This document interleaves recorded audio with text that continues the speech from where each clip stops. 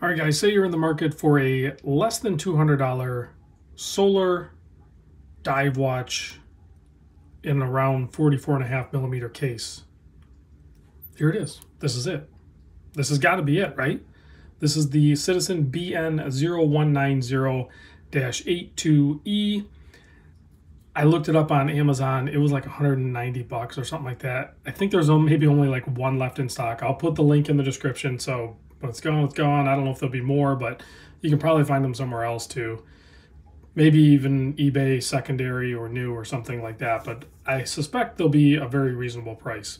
So let's check it out.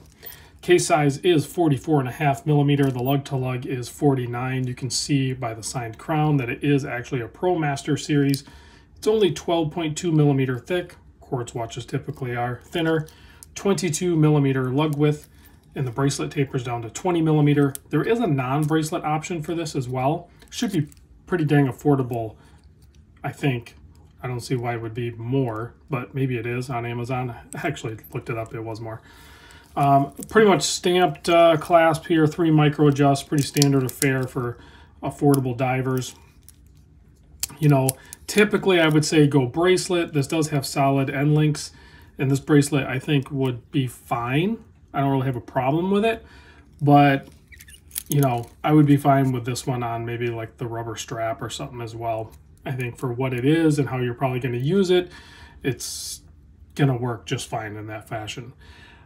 Well, there's a bunch of things I like with this. There's some I don't. The bracelet does feel a little cheap. You know, I am totally fine with pressed clasp, oddly enough.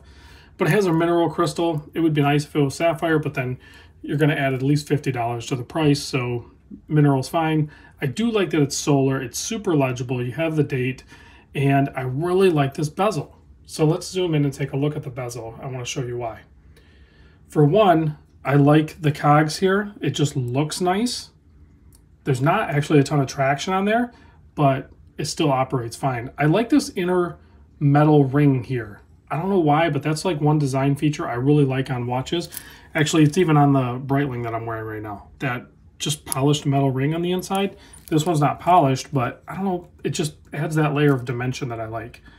The other thing that's awesome on this is a fantastic 60-click bezel.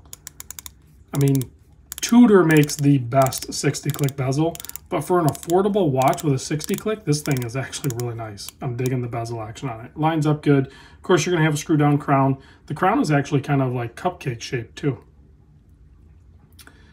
You can see the second hand ticking away, hitting most of the marks. And then you have a nice polished handset with a decent amount of lume. I will do a lume shot here in a moment. Let's zoom back to normal. Pop off the Breitling, and you know what, just for the heck of it, there you go, next to a Breitling Super Ocean. This is a 42, so I think a fair comparison would, size-wise, would be to compare it against a 44 Super Ocean, because it's more in line with that. Here it is on my 7¼ inch wrist. Nice black borderline anthracite dial because it shimmers a little bit. Probably because of the solar cell. And I have to say a big thanks to Hector from Winding Crowns. I'll put a link to his YouTube channel down below as well for loaning this watch in and some others. Let's kill the lights, check the lume. We can keep this video nice and short. Citizen does a phenomenal job with their really cool blue lume.